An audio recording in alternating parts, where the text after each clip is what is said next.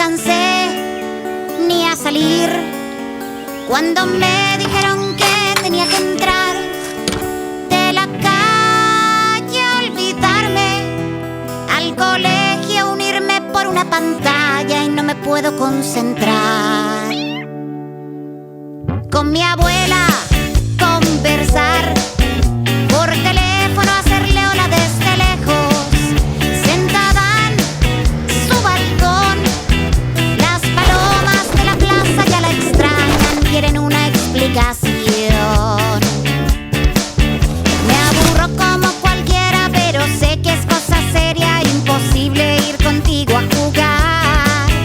Tu abrazo bien vale la espera. Solo quiero que esto acabe y la vida vuelva entera. El invierno siempre tiene un final.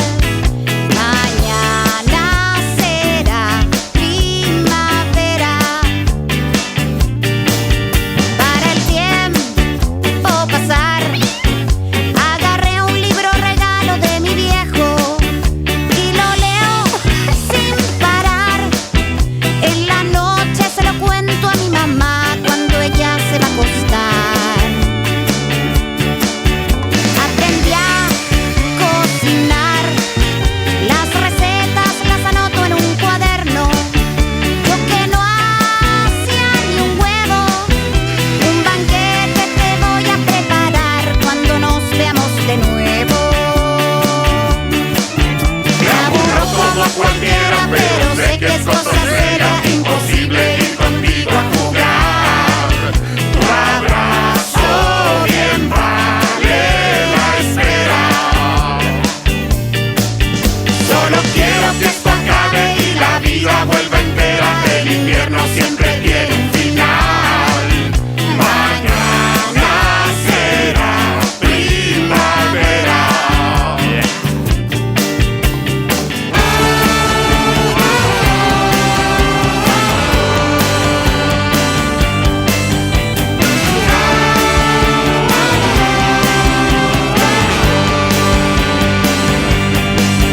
Ojalá estés bien. Estos días para todos son extraños. Solo quiero decirte que no te imaginas cuánto echo de menos el tenerte a mi lado. Me aburro como cualquiera, pero sé que es cosa seria, imposible ir contigo a jugar. Tu abrazo bien vale la espera. Solo quiero que esto acabe y la vida vuelva entera. El invierno siempre tiene un final. Mañana será primavera.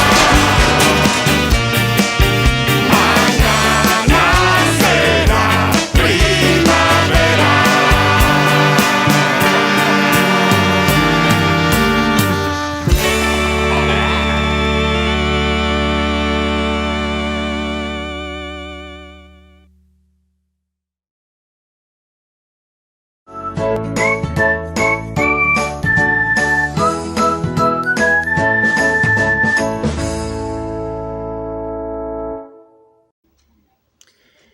Buenos días, jóvenes. No dudo que mañana será primavera. Tengamos mucha paciencia. Hagamos muchas cosas que no hemos hecho en todo este tiempo que no hemos estado en casa. Y preparémonos para que posteriormente podamos compartir con nuestros compañeros. Bueno, chicos, ahora nos toca clase. Vamos a conocer los conceptos básicos de lo que es la ley de impuesto a la transferencia de bienes muebles y a la prestación de servicio IVA, conocida así. Es una clase general, aunque hay algunos conceptos más profundos, pero no se preocupen que vamos a tomar para el evaluado las cosas más generales. Y la práctica, pues necesitamos más tiempo como para poder hacer un tallercito práctico pero para el evaluado creo que basta con los conceptos básicos. Como antecedente histórico general, tenemos que este tributo fue impulsado por primera vez allá por 1953 a 1955 en Francia, siendo posteriormente adoptado por otros países que eran miembros de la Unión Europea con el fin de eliminar el efecto de doble o múltiple imposición del tributo que se tenía en ese entonces. Se considera que otros países como Japón ya tenían algún precedente después de la Segunda Guerra Mundial, pero la generalización del impuesto y su expansión alrededor del mundo se dio principalmente a partir de 1968. Era como un sistema de impuesto en cascada, también conocido como fenómeno de imposición acumulativa, que consistía en el cálculo de un impuesto sobre otro impuesto de la misma naturaleza, lo cual ocasionaba una distorsión de impuestos en las ventas, encarecía los costos de producción y consecuentemente los precios de venta. Todo esto ocasionaba conflictos, controversia entre los compradores, fueran estos productores o comerciantes.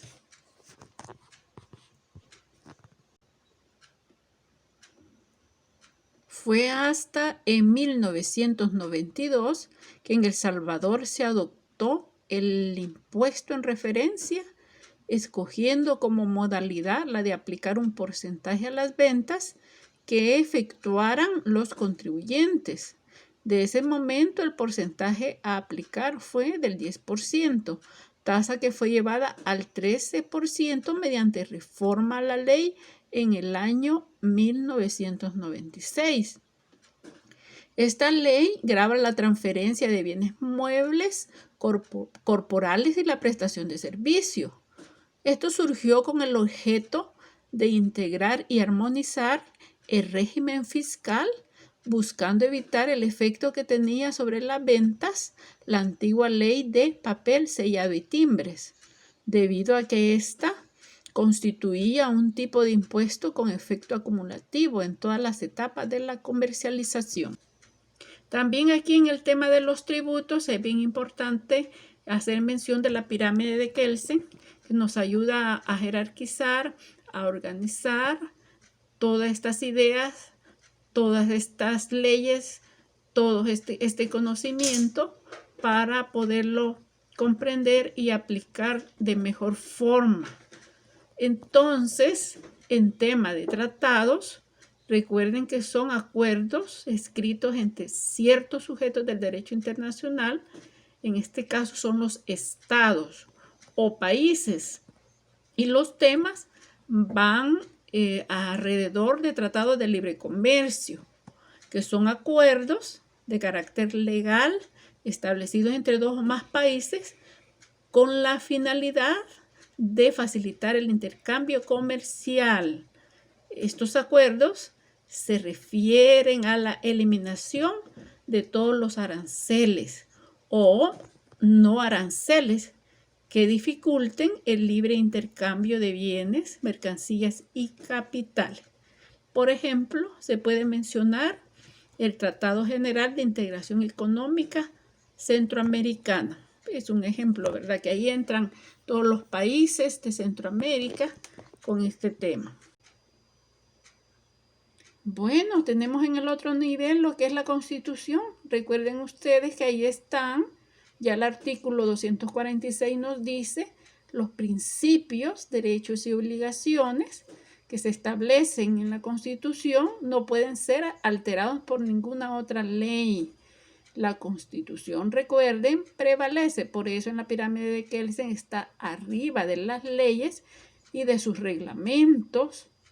Y el interés público es primero antes que el interés privado. Ya hablando del tema específico, nos dice el 231, no puede imponerse contribuciones sino en virtud de una ley y para el servicio público. Por eso que en el otro nivel tenemos el Código Tributario. Como ley secundaria tenemos nuestro Código Tributario, que entra en vigencia el 1 de septiembre de 1992 y su objeto de estudio es la fiscalización, que no es más que un conjunto de actuaciones de la administración tributaria. Se realiza con el propósito de establecer una auténtica y transparente situación tributaria de los sujetos obligados. Entonces, aquí tenemos el objeto de estudio del Código de Trabajo. En el siguiente eslabón tenemos la ley en estudio, que se le conoce como ley del IVA, pero su nombre correcto es Ley de Impuesto a la Transferencia de Bienes Muebles y a la Prestación de Servicio.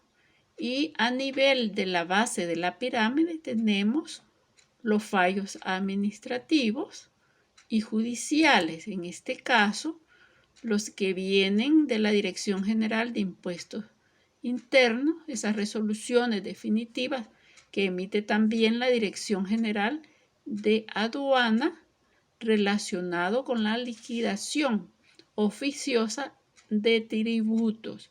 Eso quiere decir que estos organismos son creados por la misma ley. Está también el Tribunal de Apelaciones de los Impuestos Internos y de Aduana, que es el ente donde se interponen aquellos recursos de apelación por los sujetos pasivos que están inconformes respecto a las resoluciones definitivas de estos órganos mencionados.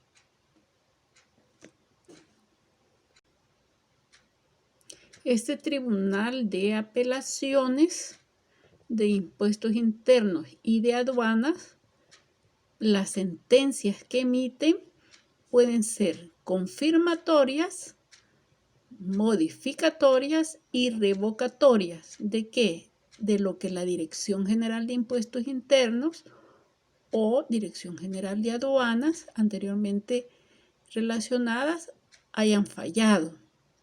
Entonces es importante señalar que el artículo 5 del Código Tributario habla de lo que es la doctrina legal y se refiere que estas son antecedentes. Si estos pronunciamientos son un mínimo de 3 en el mismo sentido, en el mismo tema y de forma ininterrumpida, se estará hablando de la doctrina legal. Recuerden ustedes los conceptos generales que vimos al inicio del anterior periodo, hablábamos de lo que era la jurisprudencia y la doctrina legal. Es importante señalar que esta ley tiene también su reglamento y es una norma jurídica de carácter general dictada por el Poder Ejecutivo. Su rango en el orden jerárquico es inmediatamente inferior a la ley en estudio, y generalmente lo que hace es operar la ley, o sea, detallar los procedimientos para llevarla a cabo de una forma eficiente. Los reglamentos, al contrario de las leyes, no solo el legislador lo puede elaborar, sino que también la administración pública. Dicha aportación está subordinada a la ley. Para el caso específico del tema, la jurisprudencia, la cual abarca fallos y resoluciones, conocida también como doctrina legal, provienen de las salas del contencioso administrativo y de la constitucional y del Tribunal de Apelaciones de los Impuestos Internos y de Aduanas anteriormente explicado. Después de explicar las fuentes del ordenamiento tributario, fuentes legales, ¿verdad?, y su jerarquía, hablaremos de lo que es un tributo. Y ya el artículo 11 del Código Tributario nos dice que son obligaciones que establece ¿quién? El Estado, ¿verdad? ¿Con qué poder? En el poder de imperio, en el poder emanado dentro de la misma ley, cuya prestación en dinero se exige. ¿Pero con qué propósito? Bueno, al Estado le interesa obtener recursos para poder cumplir sus fines. Y ya la Constitución decía que no son fines privados, sino que la prioridad son fines públicos, del bien común. También nos dice que hay 3 tipos de tributos, ya en su artículo 12. Nos dice que están los impuestos, la tasa y las contribuciones especiales. El impuesto es un tributo exigido sin ninguna contraprestación, cuyo hecho generador está constituido por negocios, actos o hechos de naturaleza jurídica o económica, donde se pone de manifiesto esa capacidad de contribuir del sujeto pasivo.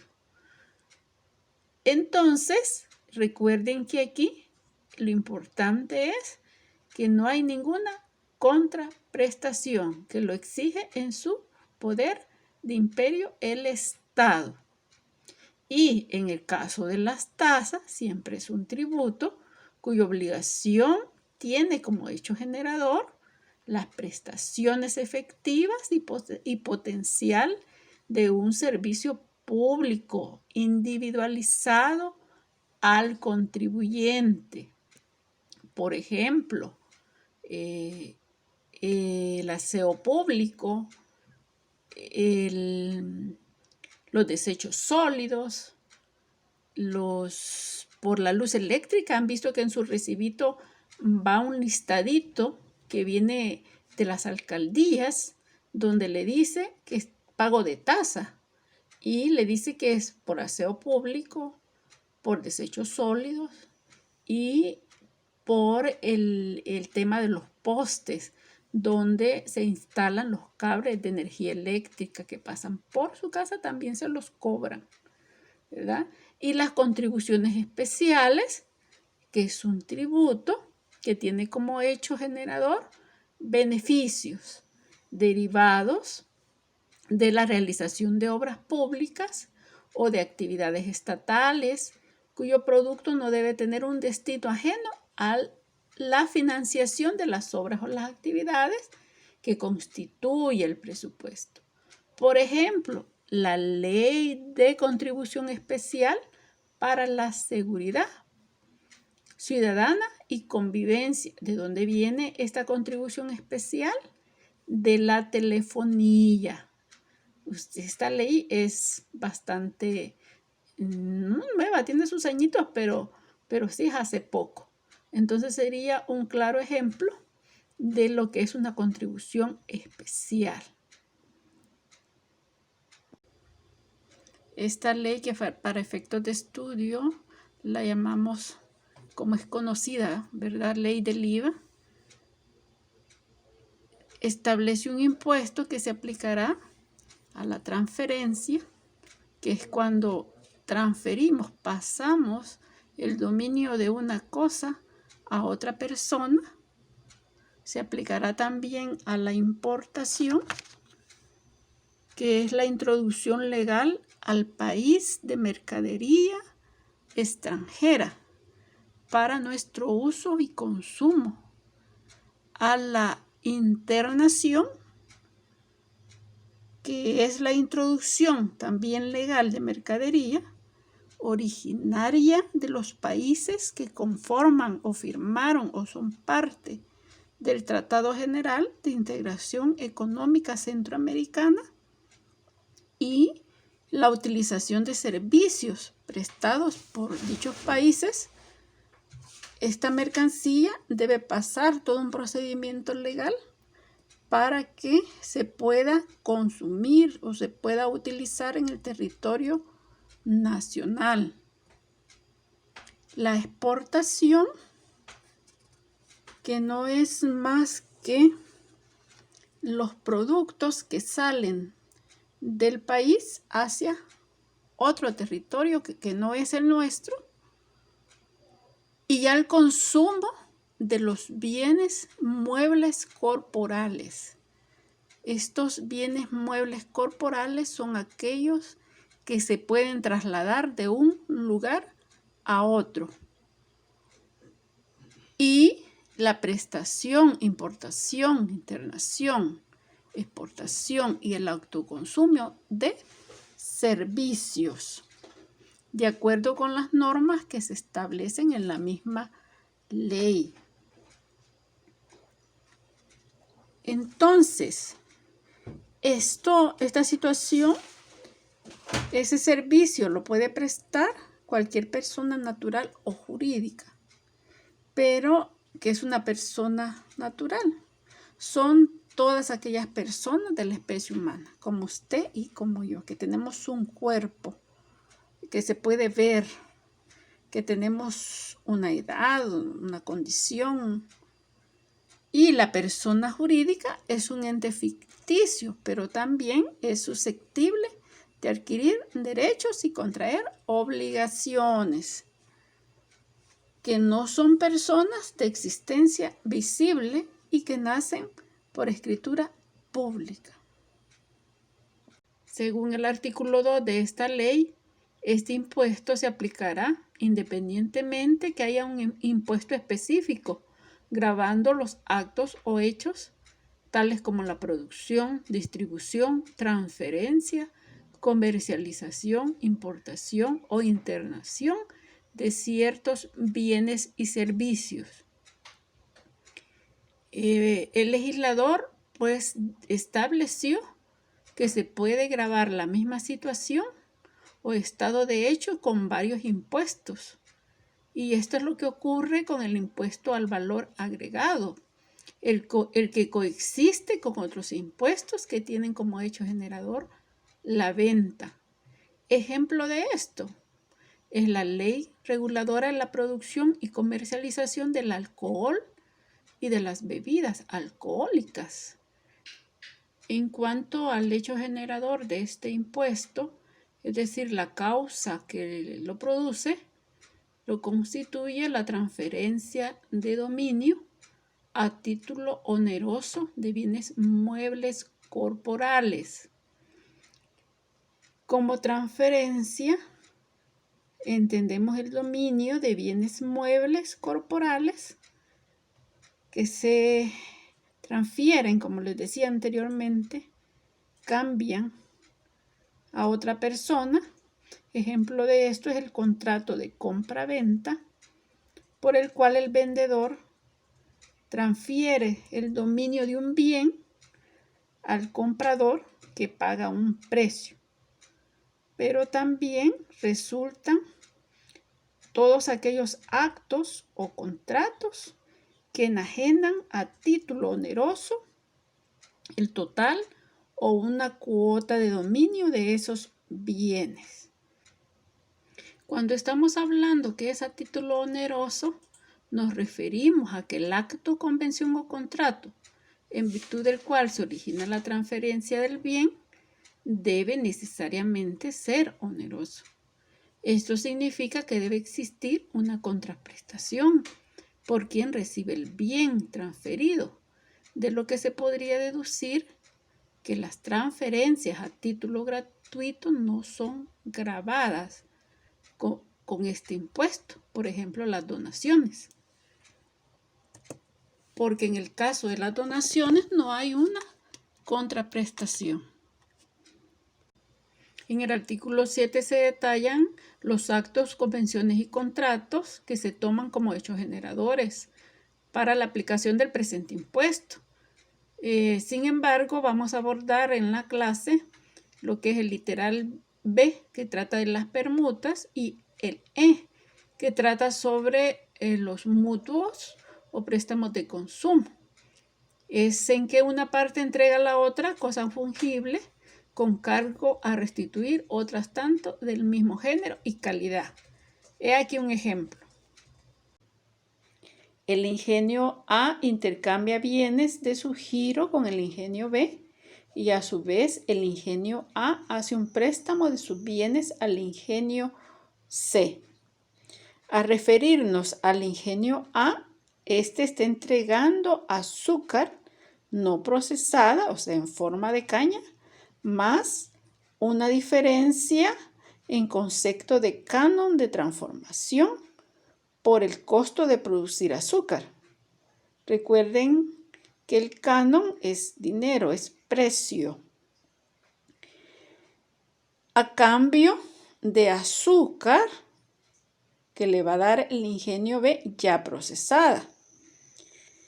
Bueno, está claro que estamos ante una permuta, ya que la contraprestación se da una parte en especie y la otra en dinero. Y esto lo convierte en un hecho generador. Por otra parte, el ingenio A hace un préstamo del azúcar cruda al ingenio C, lo que nos hace estar ante un préstamo de consumo porque el ingenio C tiene que restituir la cosa fungible, en este caso es el azúcar, de la misma especie y calidad. Entonces, sí son hechos generadores de impuesto. ¿En qué momento se causa el impuesto? Es el momento en que la obligación tributaria es causada para los diferentes hechos generadores regulados en el artículo 7. Cuando se refiere a la transferencia de bienes muebles, cuando se transfiere el dominio como hecho generador, se entiende causado cuando se emite el documento legal como constancia de la operación, como es el comprobante de crédito fiscal, cuando es una relación entre contribuyentes. También cuando es consumidor final a través de la factura. Y cuando se paga el precio o entrega real o simbólica de los bienes antes de la emisión de los documentos legales que transfieren el dominio. También en los bienes en consignación, cuando el consignatario realice algunos de los hechos indicados anteriormente. Eso quiere decir que yo dejo en consignación algo, un bien, un producto, por ejemplo, en una tienda me dedico a la distribución de bebidas gaseosas y dejo en consignación 100 cajas de X producto y con la obligación de que el que va a vender la gaseosa puede vender el 100% de las cajas o una parte con la obligación de devolver lo que no venda. Entonces se deja por consignación. Recuerden ustedes que hay una contraprestación en este tipo de negocios. Uno paga un precio y el otro lleva el producto. Entonces, ese es uno de los requisitos de los hechos generadores de este impuesto. El impuesto será causado aun cuando exista omisión en el pago del precio o ese no haya sido fijado en forma definitiva por las partes. La venta al crédito es un ejemplo de esto. donde el impuesto se causará al momento que ocurra uno de los dos eventos antes citados y no cuando se paguen las cuotas pactadas.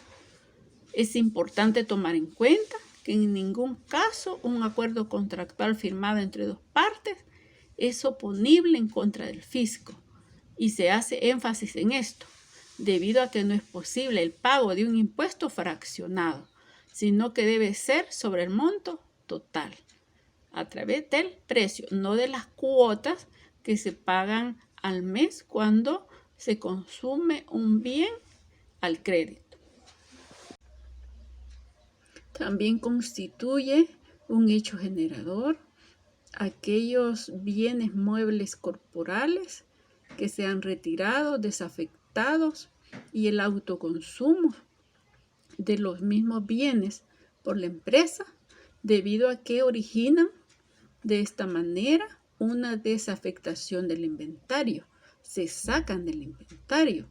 No se consideran como bienes retirados de la empresa ni grabados bienes que se han trasladado del activo realizable al activo fijo.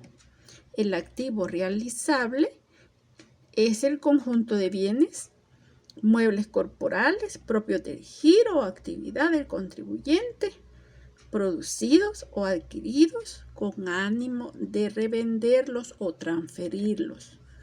Normalmente está representado por el inventario de productos terminados destinados para la venta, y el activo fijo son todos aquellos bienes de naturaleza permanente utilizados por el contribuyente para desarrollar sus operaciones normales y que éste no los adquiere con el ánimo de venderlos o transferirlos. Con relación a este tema, ya el artículo 11 expresa textualmente que constituye hecho generador el impuesto, todo esto que les estoy explicando, ¿verdad? Asimismo, también constituye hecho generador de impuesto los retiros de bienes muebles corporales destinados a rifas, sorteos. Se consideran retirados o desafectados del inventario todos los bienes que faltaren. Todos aquellos bienes destinados a rifas o sorteos, porque son parte de la misma promoción de la empresa. Bueno, nos quedará más claro este artículo con un ejemplo.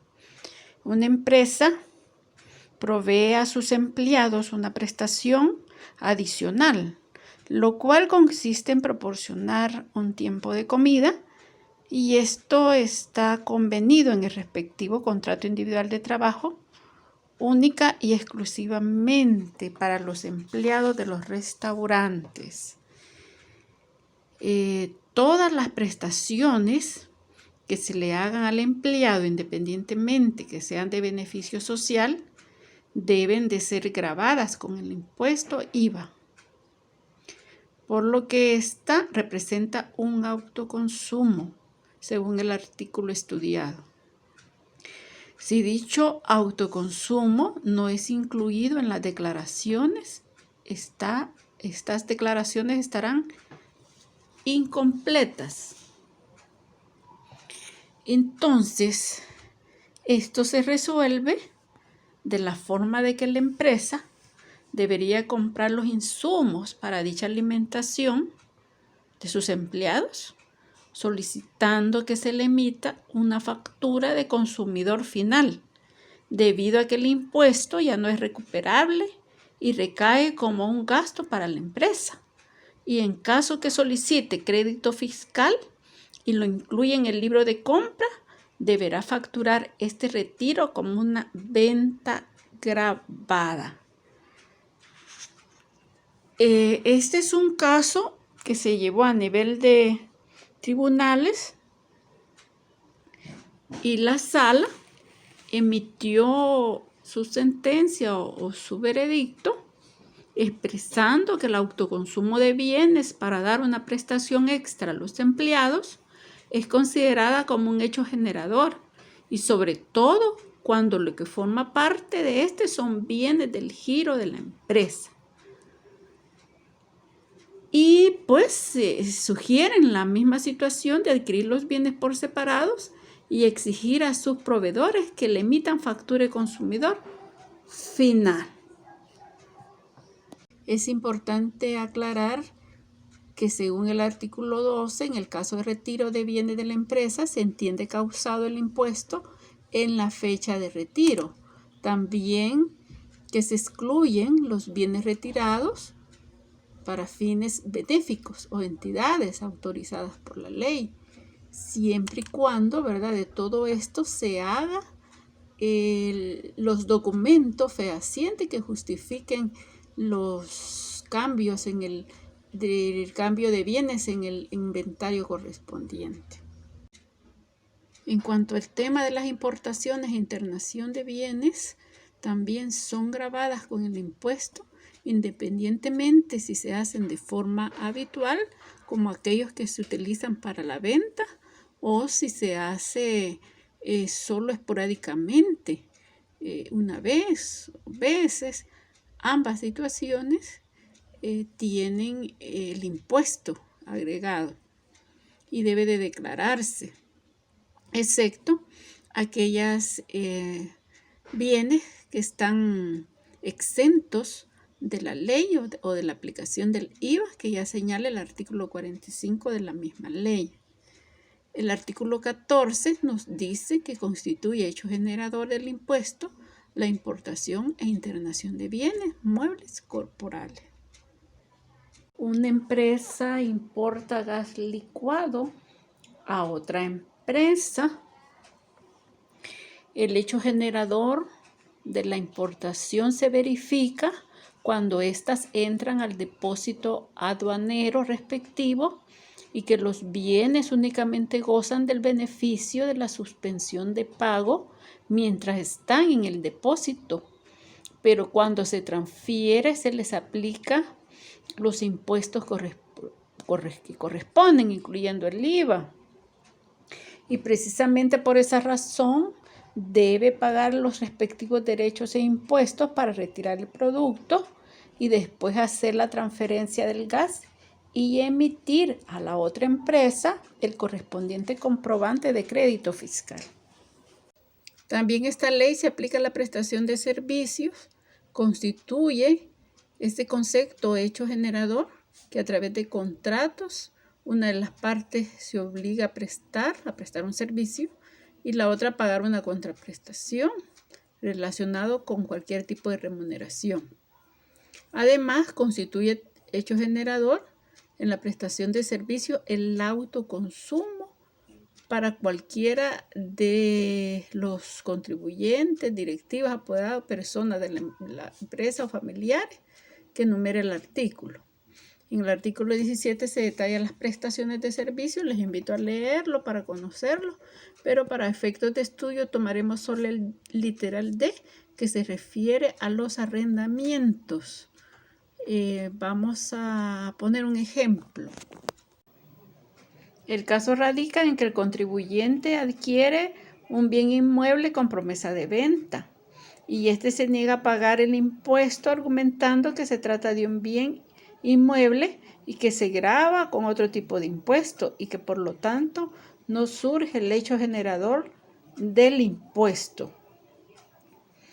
Este es un caso que la Dirección General con respecto al tema establece que los hechos generadores deben tomarse apegados a la ley y que por lo tanto, según el artículo 17, literal D, en las operaciones de arrendamiento, lo que ocasiona el pago del impuesto no es la transferencia, porque en este caso no se está transfiriendo el dominio del inmueble, sino el canon que se paga en concepto de servicio, entendiendo por canon las cuotas mensuales que se establecen en el arrendamiento y el precio del contrato es la suma de todos esos cánones en el total del contrato.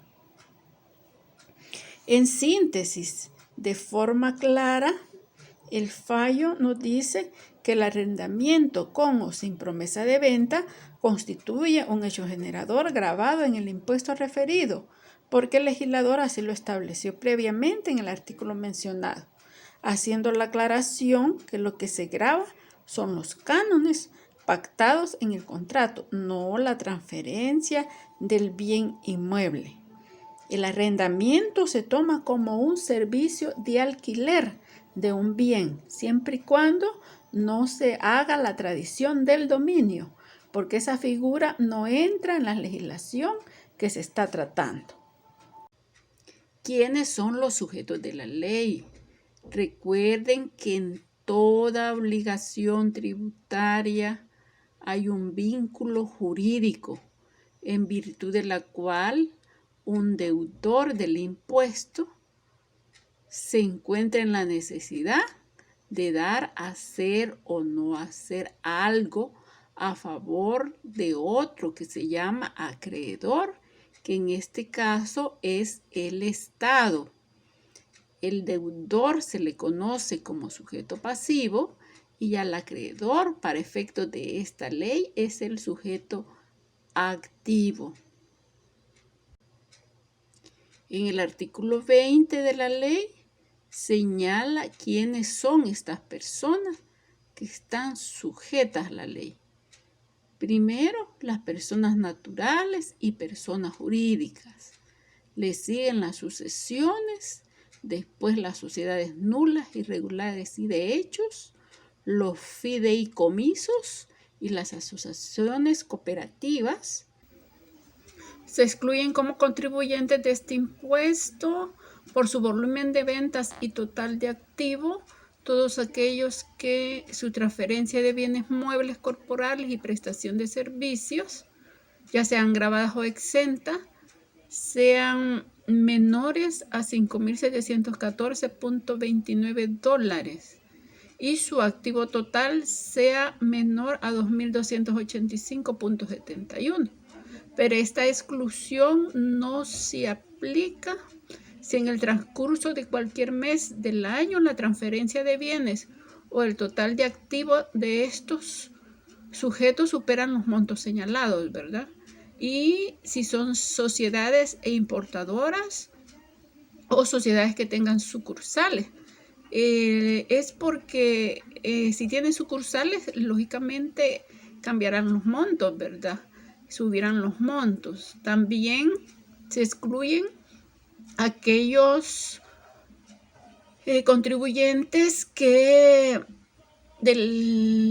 su activo total inicial sea inferior a 2.285.71, pero esta exclusión para ellos no es aplicable a las importaciones e internación del producto. En el tema de las importaciones, el artículo 45 de la ley en estudio señala que los bienes o especies importados por los diplomáticos y funcionarios internacionales que estén acreditados aquí en el país bajo convenio suscrito y cuando haya reciprocidad entre los países, también se hace referencia a que están eximidos las especies que se importen por las representaciones de países acreditados en El Salvador y por las instituciones u organismos internacionales a los que pertenezcan, de acuerdo con convenios celebrados. También están los bienes efectuados por pasajeros tripulantes de naves, aeronaves y otros vehículos cuando estén bajo régimen de equipaje de viajero, o sea, todo aquello que es para consumo personal o el equipaje personal. Las especies importadas del extranjero serán eximidas del IVA siempre y cuando reúnan los siguientes requisitos. 1, que los bienes constituyan un equipaje de viajero compuesto por objetos nuevos o usados y que se encuentren exentos de derechos aduaneros. También están eximidos del pago de impuestos las importaciones de bienes donados desde el extranjero a las entidades que señala el artículo 6, o sea, aquellos que son de utilidad pública. Están libres del IVA las donaciones de acuerdo a convenios celebrados por El Salvador y las efectuadas por los municipios cuando los bienes importados sean para obra o beneficios directos de la respectiva comunidad, o sea, de utilidad pública. El literal HI del artículo 45 lo desarrollaremos con un ejemplo. Es el caso de una empresa importadora que pretende le devuelvan el impuesto pagado por la importación de vehículos que serán utilizados para movilizar a sus ejecutivos, y dichos vehículos no es necesario para el giro de la empresa, el cual consiste en el empaque y envío al exterior de desperdicios plásticos. En este caso, la Dirección General de Impuestos Internos emite un informe donde expresa que los vehículos importados que están exentos son aquellos dedicados al transporte público de pasajeros, y que según el estudio realizado, los 2 vehículos importados no serán utilizados para ello, sino para actividades propias de los accionistas, las cuales, según la demandante, son necesarios para el giro de la empresa. Asimismo, en literal H se establece que serán exentas las importaciones de maquinaria, pero necesarias para el giro de la empresa, con las condiciones que previamente establece el legislador, lo cual consiste en registrar la maquinaria como una anticipación a la importación de al menos 30 días, y en el caso que se trata no se comprobó el cumplimiento de tal requisito. Además, la operación realizada se encuentra totalmente aislada del giro, pues que este consiste en el empaque y envío al exterior de plástico. También están exentos de impuesto en el tema de prestación de servicios, según el artículo 46 de la ley en estudio, los hospitales, el arrendamiento de bienes inmuebles cuando sea para habitación, no para otro uso, sino para vivienda. También aquellos prestados en relación de dependencia, en el caso de la legislación laboral, están todas las cotizaciones en concepto de seguridad social de los trabajadores. Están exentos todos los espectáculos públicos, culturales, claro que calificados y autorizados por el ente correspondiente, ¿verdad? También el tema de educación, prestado por establecimientos, jardines infantiles, escuelas, liceo, colegio, todo el tema de educación. Están también las operaciones de depósitos, de otras formas de captación y de préstamos de dinero, en lo que se refiere al pago o devengo de intereses realizado por banco o cualquier institución financiera que esté bajo la supervisión de la Superintendencia del Sistema Financiero o las asociaciones cooperativas, etcétera, ¿verdad? Ya la ley señala quiénes. En el literal G encontramos la emisión y colocación de títulos valores por el Estado, el tema de suministro de agua y servicios de alcantarillado prestados por instituciones públicas, el de transporte público terrestre de pasajeros, el de seguros de personas, las cotizaciones aportadas por el patrono en el tema de fondo de pensiones, los negocios desarrollados por la Lotería Nacional de Beneficencia, de conformidad a la ley. Todos estos están exentos, todos estos servicios. Bueno, vamos a tratar de hacer un resumen de todo lo visto. Pues la ley es bastante profunda para el nivel que se nos ha pedido. Recuerden ustedes que el IVA es un impuesto que lo pagan al comprar un producto, aunque es el vendedor el que llena el formulario, el que paga en el banco. Es un impuesto que se aplica al valor agregado de lo que se compra, y esto puede ser productos o servicios. Por ejemplo, yo soy una vendedora. Compro blusas, una docena de blusas para vender. La blusa me sale a $15 cada uno. Yo, para poder ganar algo, la vendo a $20 cada uno. Hay una ganancia de $5 por cada una de las blusas. A ese valor le vamos a agregar el 13% del IVA. Otro ejemplo, yo soy un carpintero. Compro materia prima para poder construir una mesa. Esa es mi inversión, es de $120 en pega, en madera, etcétera. Todo lo que yo necesito para construir la mesa. Al final, yo la voy a transformar en un producto que voy a vender. Yo en la materia prima he gastado $120 y ya la mesa construida me sale en un valor. Yo la vendo, ¿verdad? He puesto mi mano de obra, todo un proceso, he pagado trabajadores, etcétera. La vendo en $200. Esa diferencia de 120 a $200 se le aplica el 13% del IVA.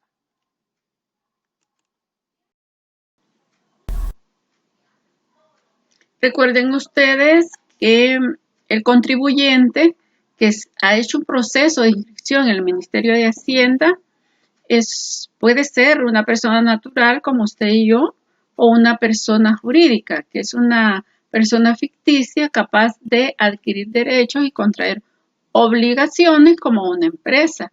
Recuerde también que esta presentación es cada mes. ¿Qué se hace para calcular el IVA? Recuerde que aquí hay dos conceptos importantes. Para calcular el IVA se hace sobre el total de las ventas, se aplica el 13%. A ese se le conoce con el término de débito fiscal. Volviendo al ejemplo del carpintero, él vende la mesa y sobre esas mesas que él ha vendido, se le aplica el 13%.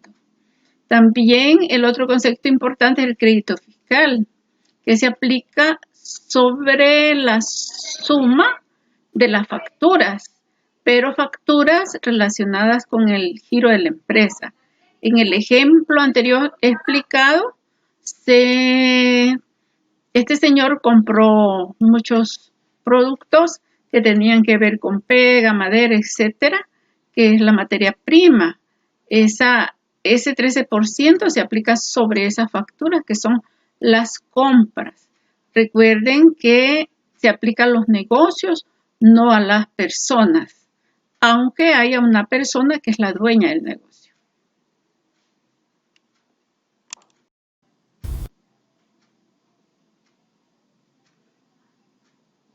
Para calcular la diferencia entre débito y crédito, hay que hacer una resta entre el crédito y débito. Si hay un saldo a favor de un crédito mayor, no se debe pagar. Entonces esto se acumula para el mes siguiente. Pero si es lo contrario, si el débito es mayor que el crédito, eso significa que se generó un valor agregado. Entonces, se debe pagar el monto en concepto de impuesto. Por ejemplo, tenemos ventas del mes de 10,000, se le aplica el 13%, un débito de 1,300. Tenemos también compra del mes por 7,000. Le aplicamos el 13% a las compras. Recuerden que tiene que ver con el giro, con el que dedica la empresa, y tiene que ser bien documentado también. Le aplicamos ese 13% a 7,000 y nos da 910. La diferencia entre estas dos cantidades, entre 1,300 menos 910, nos da 390. Esta es la cantidad que hay que pagar de IVA.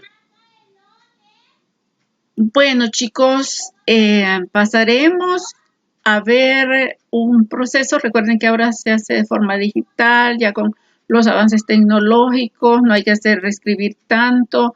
Ya el Ministerio de Hacienda ha dado un procedimiento que se hace en la página y vamos a pasar a eso. Les voy a dejar un video que contiene ese procedimiento y cualquier cosa estoy para servirles. Me pueden escribir si tienen algunas dudas. Recuerden que en el examen de periodo viene conceptos bien básicos. No viene la parte del procedimiento porque se necesita un poco más de tallercito, ¿verdad? Pero sí los conceptos básicos. Así que pues les dejo el video. Para poder hacer nuestra declaración de IVA en línea, vamos a abrir nuestro navegador de internet. Para que podamos tener acceso a la página web del Ministerio de Hacienda, en el buscador colocamos las letras MH. Y como primera opción nos aparece ya la página del Ministerio de Hacienda. Damos clic en Inicio para poder tener acceso a ella. Luego ya se nos presenta la ventana principal del Ministerio de Hacienda y en la parte derecha podemos observar que dice Ministerio en línea. Vamos a hacer clic en donde dice Servicios en línea, Dirección General de Impuestos Internos, ya que dentro de ella es que vamos a elaborar nuestra declaración de IVA. Esperamos que cargue unos momentos para poder hacer la declaración. Cuando ya estamos dentro de ella, vamos a observar que están los servicios sin clave y los servicios con clave, que es dentro de ellos que nosotros vamos a trabajar. Pero para poder tener acceso necesitamos un usuario y una contraseña. Si aún no la poseemos, debemos de registrarnos. Y en la parte de abajo nos aparece Regístrate. Vamos a darle clic en Comenzar para poder observar cómo se debe de hacer un primer registro. Nos aparece una ventana con los requisitos a cumplir para registrarse como declarante por internet. Y se nos presentan los requisitos para las personas naturales y para las personas jurídicas. Para las personas naturales pide el NID, el DUI, un correo electrónico, el NRC y como dato de verificación cualquiera de las últimas 3 declaraciones. Para las personas jurídicas es el NID, un correo electrónico y el NRC. Como dato de verificación, igual cualquiera de las 3 últimas declaraciones, además de los datos del representante legal. Luego damos clic en Continuar para poder registrarnos. Como es primera vez, nos va a pedir el NID del contribuyente a registrar y vamos a colocar acá el NID, ya sea de la persona natural o de la persona jurídica. Lo colocamos para podernos registrar. Luego que ya lo tenemos, damos clic en Continuar y se nos va a cargar una página para que podamos ingresar los datos del contribuyente. Ya tenemos el NID y como es persona natural solo debemos de colocar el DUI, el número de la declaración, el tipo de declaración que es de las últimas tres, que puede ser renta, IVA o pago a cuenta, y además un correo electrónico que es en él donde nos van a enviar nuestra contraseña. Luego vamos a hacer clic en continuar. En nuestro caso ya poseemos un usuario y una contraseña para poder elaborar la declaración. Pero simplemente hay que seguir ese paso y ya nos da el usuario y la contraseña para poder elaborar la declaración de IVA. Nos regresamos a inicio y cuando ya tenemos el usuario y la contraseña, vamos a hacer clic dentro de los servicios con clave en la parte de declaraciones en línea. Damos clic y nos va a pedir el NID y la contraseña que ya anteriormente debemos de haber generado. Colocamos el NID del contribuyente al que vamos a elaborarle la declaración de IVA.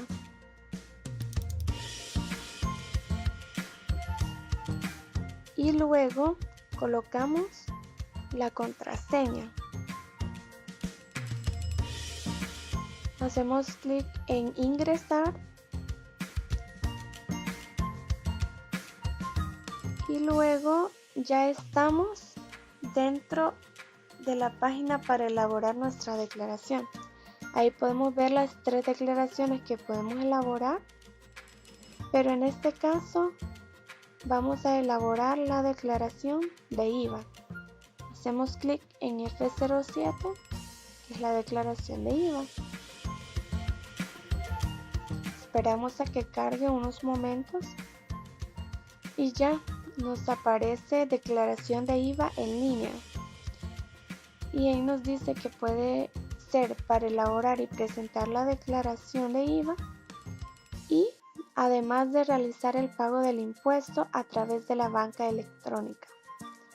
Eso es tanto para personas naturales como para personas jurídicas domiciliadas.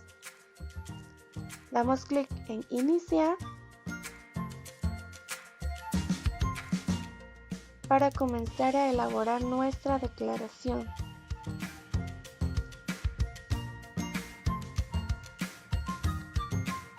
Luego ya se nos ha cargado los espacios donde vamos a colocar los datos para elaborar la declaración. Ya nos aparece el NID y el NRC. Buscamos el ejercicio para el que vamos a elaborar la declaración, en este caso el año 2007, y el periodo que sería el mes de marzo, ya que es la última que podemos elaborar. Si hay alguna declaración que vamos a modificar, vamos a marcar esta casilla. De lo contrario, no se marca. En un primer momento vamos a llenar la parte de ventas y débitos.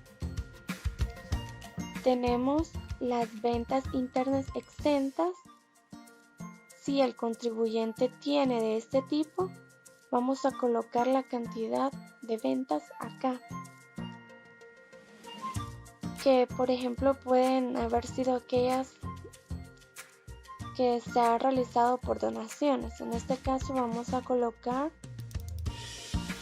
que se obtuvo ventas internas exentas de $75. Luego la parte de ventas internas no sujetas se colocan acá, que ambas no generan un débito fiscal, pero sí es necesario colocarlas. Vamos a colocar un ejemplo de $50. Luego las ventas grabadas por cuenta de terceros no domiciliados con comprobante de liquidación, pero según comprobante de crédito fiscal. A diferencia de la siguiente casilla, la 89, que es con comprobante de liquidación, pero con facturas. Se coloca la cantidad. Si hay exportaciones fuera de la región centroamericana o en la región centroamericana, colocamos esas cantidades de ventas por exportaciones acá en la casilla 90 y 91. En la 92, ventas internas exentas no sujetas a proporcionalidad. En la 93, ventas efectuadas a zonas francas y a depósitos para perfeccionamiento de activos. Y luego en la 95, ventas internas grabadas con comprobante de crédito fiscal. En este caso, se ha tenido una venta de $1,000. Lo colocamos ahí. Y en las ventas internas grabadas con factura, vamos a colocar un ejemplo de $500. Para ello debemos de recaudar los comprobantes de crédito fiscal y facturas que se han emitido. Si hay devoluciones, rebajas, descuentos u otras deducciones sobre ventas, también deben de colocarse acá, que son por aquellos documentos como las notas de crédito que se han emitido a los clientes. Vamos a colocar que son 50. Y ahí ya nos va surgiendo el impuesto a pagar. Por ahorita es de 188.50. Luego al final nos da la suma de las ventas que se han generado. En este caso es de $1,575 y la suma de los débitos de 188.50. Luego vamos a llenar la parte de las compras y créditos. Vamos a recolectar todos aquellos créditos fiscales o notas de crédito que se han recibido. Colocamos las compras internas exentas y no sujetas que no generan crédito fiscal alguno, pero que deben de colocarse en la casilla 65 y 70. En la 77 las importaciones grabadas por servicios. En la 75 las importaciones grabadas de mercancías, pero fuera de la región centroamericana, a diferencia de la 76 que colocaremos las que se realizaron dentro de la región centroamericana.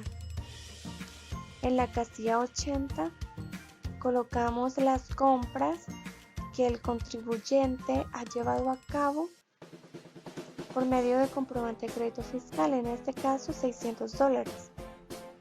Y las notas de crédito por devoluciones, rebajas, descuentos u otras deducciones sobre compras. Vamos a colocar un ejemplo de $25 que se han tenido de estas devoluciones sobre compras.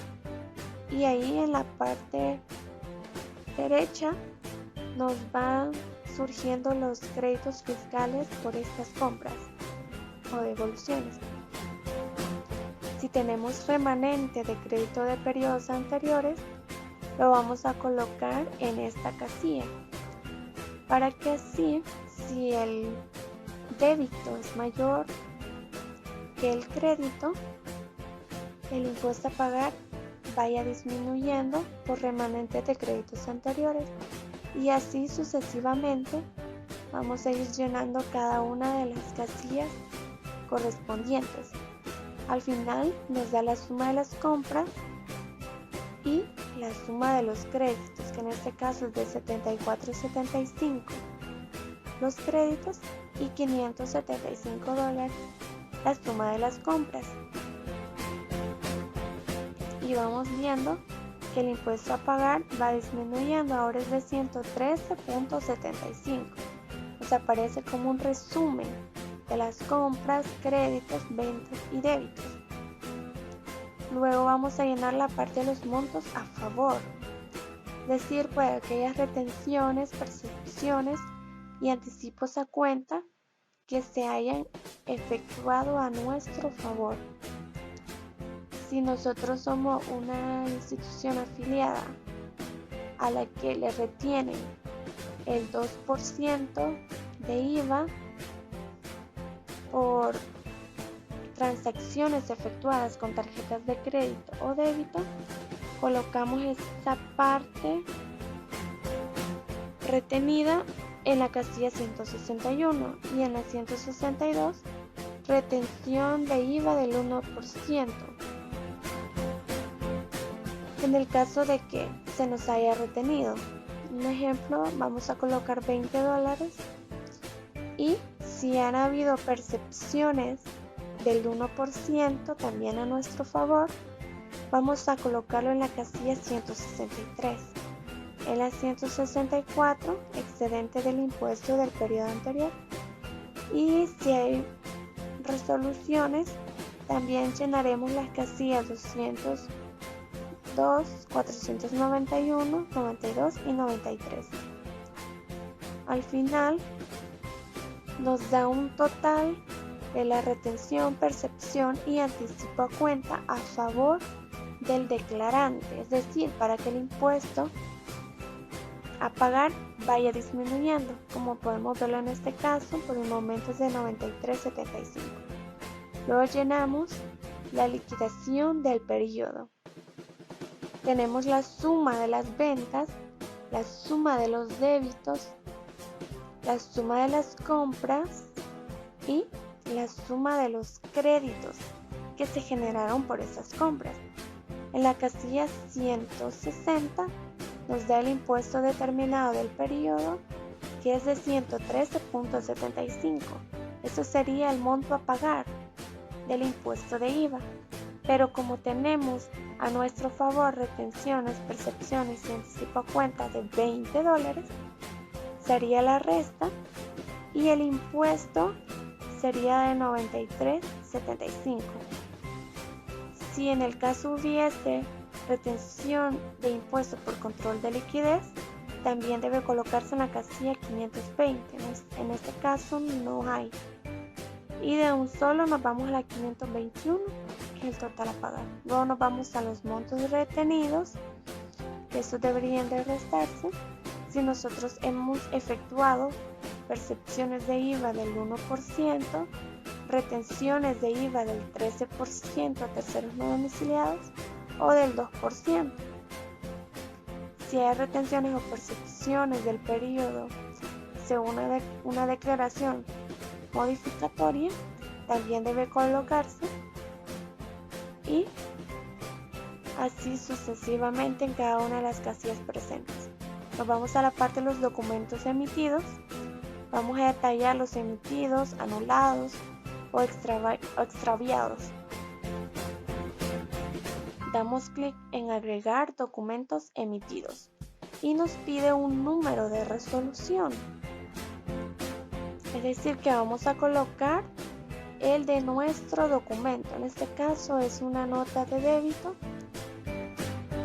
y en la parte inferior derecha nos aparece el número de la resolución de este documento.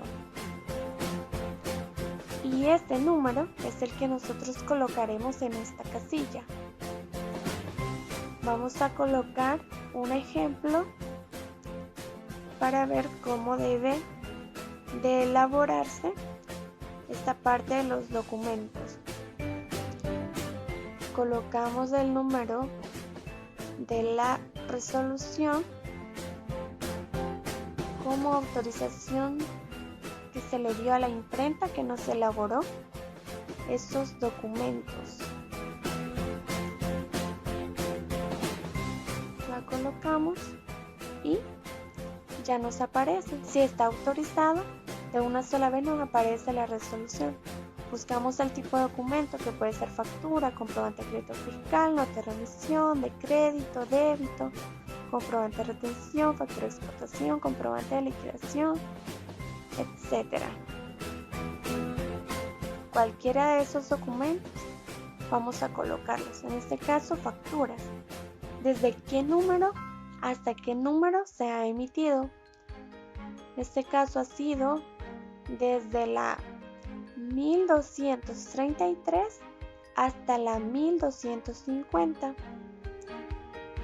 Damos a agregar y ya se encuentra nuestro registro. Si vamos a agregar otro documento, parte de las facturas, vamos a hacer el mismo procedimiento. Como ya está la resolución, solo colocamos el tipo y el número de documentos que se han emitido.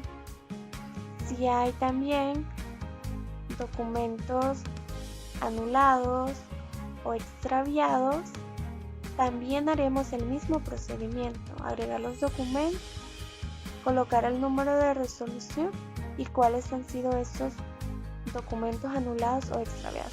Finalmente nos vamos a la parte de la imprenta, que es el detalle de la imprenta que elaboró los documentos legales en el mes.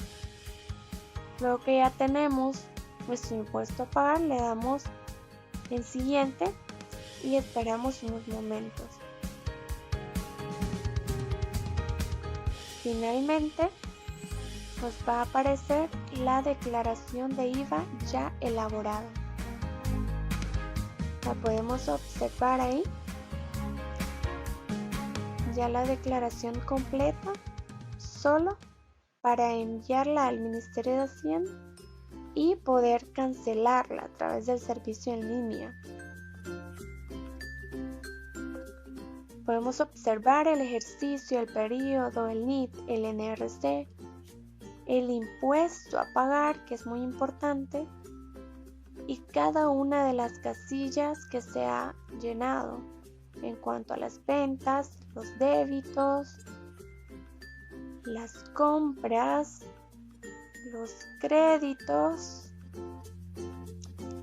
los montos a favor del contribuyente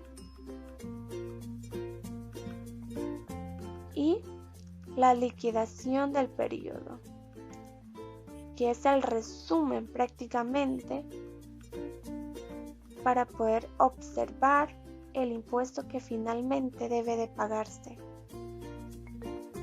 Los montos retenidos, en el caso se hubieran hecho, deben de elaborarse también. Y finalmente, el detalle de los documentos emitidos, anulados y extraviados. Podemos observar un cuadro resumen de la información de los documentos. Y finalmente el detalle de la imprenta que los elaboró. Solamente vamos a chequear si estamos seguros de la información para continuar con el proceso de pago. Gracias por su atención prestada. Espero que este tutorial haya sido de mucha ayuda